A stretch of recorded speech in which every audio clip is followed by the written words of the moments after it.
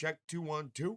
These people trying to fade. These people trying to fade. These people trying to fade. Feeling a little loose now. Fade. I don't know what happened. These people trying to fade me. I get it. Call me on my cell phone. I get busy. Coach Z's got money, but not much.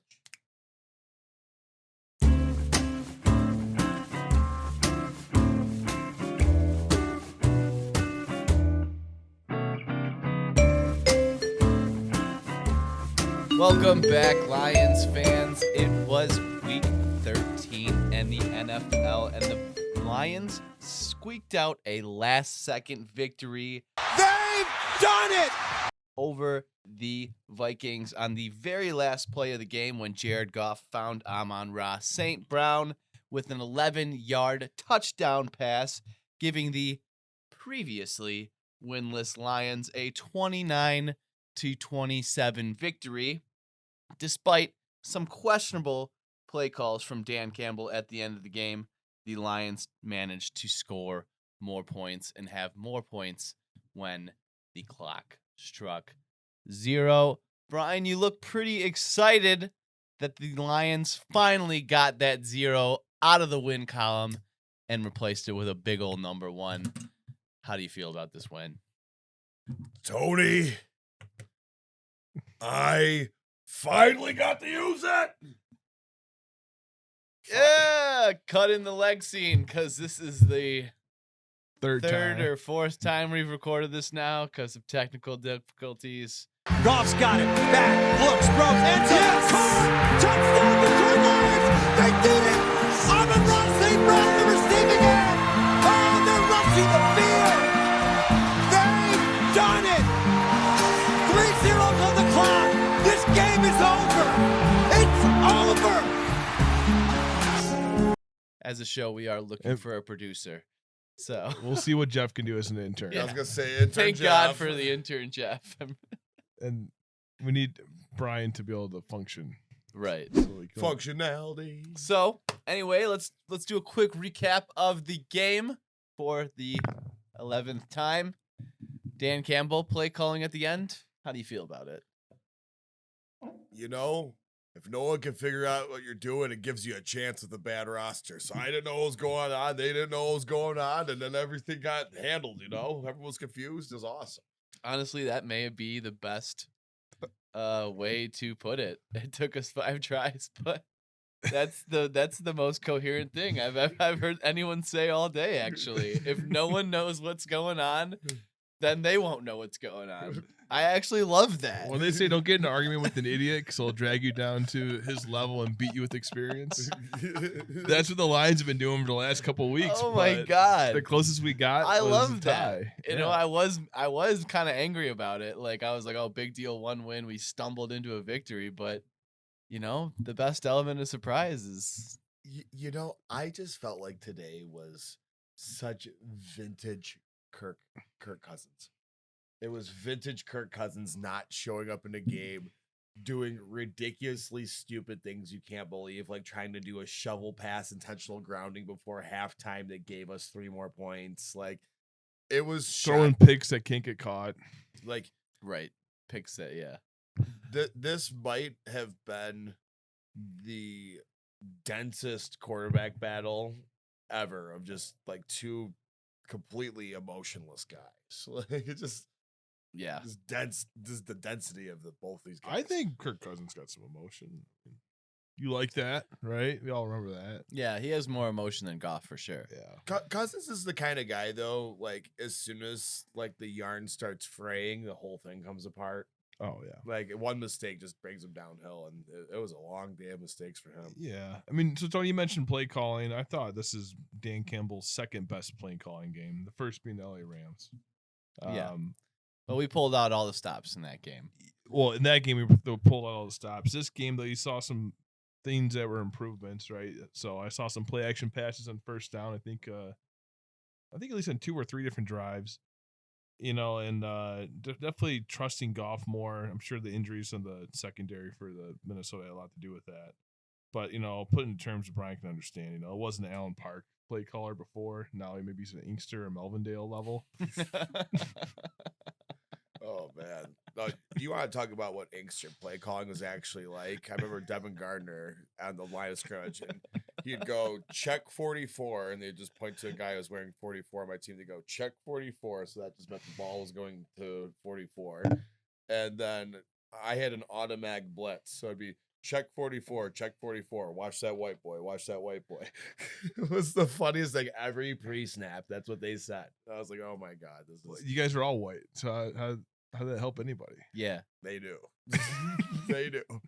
Yeah, it was a rough day. Not a way to end your football career. But yeah, for sure, better play calling throughout the day. Yeah, I felt a lot better. I mean, Goff had his best game. Hawkinson had a better game. I was saying before, I mean, Hawkinson having a good game and Goff having a good game, those are two things that are linked. I mean, kind of not one without the other. It's looking that way. Yeah. I'm thinking that really Josh Reynolds is a huge pickup for us right now, just because having a little bit more of a big body receiver has opened up so much more for St. Brown. And St. Brown was making plays and doing little things today that I loved. Like when he hurdled that guy to make sure he got out of bounds, like that was a primetime play. That won us the game. I mean, if he doesn't do that, we probably don't win. And he's playing a position now that he's supposed to play. He's not supposed to be an outside receiver. He's supposed to be a little slot guy, but I mean, the size of our receiving core is just so pathetic right now that, you know. Well, you're talking about comfort with Goff. Remember earlier in the year, everyone was saying, dude, quit throwing the ball at Cephas so much. Quit locking in on Cephas. Now he's locking in on Hawkinson a little bit. But obviously he feels more comfortable with this big receiver, so it's good we have another one out there. I would too. I'd rather throw to a big guy than a little guy. I like throwing the ball to you. I'm becoming a slot. big fan of I'm becoming a big fan of Brock Wright. I love seeing that guy motion in the backfield, do kick out blocks. He's made a heck of a grab for a touchdown today on the back shoulder in the middle of the zone. Like I think that guy can play. Undrafted free agent. He's gonna shoot some moves. And Notre Dame tight ends are just always very coached well. I mean, they're just coached well consistently. So that's a good find. But at the end of the day, Lions get their first victory of the season, coming in at 1-10-1. Looks like we're going to be just shy of still being in the hunt of the playoff race. Although you never know. Stranger things have happened. Maybe there's like 4 ties that come up in the NFL and everything gets thrown in a loop. I mean, you don't want to root for COVID, but COVID could decimate a couple teams here in the wild card round. You just never. The best ability is availability. Exactly. You got dudes out there like Antonio Brown faking cards. No. It wasn't faking a card. He was misrepresenting his vaccine status. And I guarantee it's a very clear point. Dan Campbell will have his team available, no matter the case. So let's get into our peaks and valleys of the week. Chad, would you like to go first? Sure. My peak, I'm normally always with my personal items following suit here. Saturday morning, thanks to this guy, Brian, I went to a schoolyard and played basketball. It was great. We played 21 with a complete stranger who I threw up. It was was just like us. He literally just came like sprinting out of the woods. It was like, hey, man, I saw you when I was driving by in my truck. Can we play a game of 21? And we're like, hell yeah. I've been waiting all day to hear that. So that was definitely the peak. It was fun. Got some cardio in. Back's a little sore, but it's good. Nice. I'm sore today. Yeah, I haven't been in a defensive stance in months. Way to get those, get that ball in. Yeah. Valley. And this is me being a little bit picky, but I don't like the New Year's Six Bowl that they gave us. No. I don't like it's not on New Year. It's not. I don't think it's New Year's Six Bowl. I want to be on New Year's. I want to be hungover at home with White Castle or some other disgusting food in front of me, watching the game, dreading my life, knowing I have to go to work the next day. I just have never known this game or like the Peach Bowl to have national prowess to be considered. No, the Peach Bowl was always like the loser, like Ole Miss would play in the Peach Bowl, right? Yeah, something. Yeah, not pumped about it. I'm okay with, like you said, Chad. It's about having your team playing on New Year's Day. It's about going out and partying the year away the night before, going to get brunch, and on the way home from brunch, you order your takeout. Yeah. And then you go and relentlessly eat And puke. See, and watch your football team And drink play. wine. the media Spin really record. Get made right back this- at it. 2022. the media really took the sweetness out of this one for me too, just because you saw all this hype and everything that would be what you want and what you're talking about, where you're talking about us playing in the Fiesta Bowl against Notre Dame, which I wanted to take it to Notre Dame just because they took us off the schedule till 2026, and like that's Ridiculous. what the classic rivalry. And I want my megaphone. Rivalry game. Give me my megaphone see, back. And see, here's the thing. I feel like if we're in a game against Notre Dame, that's really good for our program because it proves that we're on a national stage. Notre Dame's just outside of making the college football playoff this year. Like, that shows we're on the way.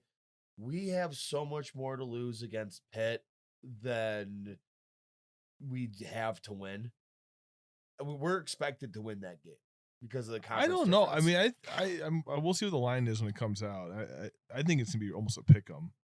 I mean, they're the ACC champion. I know the ACC is really down this year, but I think if I'm a Pitt fan, I'm having the same exact conversation about Michigan State.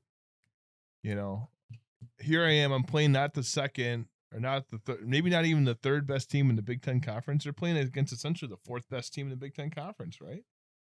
I'd be disappointed. You win your conference for the first time in God knows when. In the Peach Bowl. Fuck the Peach Bowl, dude. I don't think much. It's going to be a good color game, though. Yes. Good color game.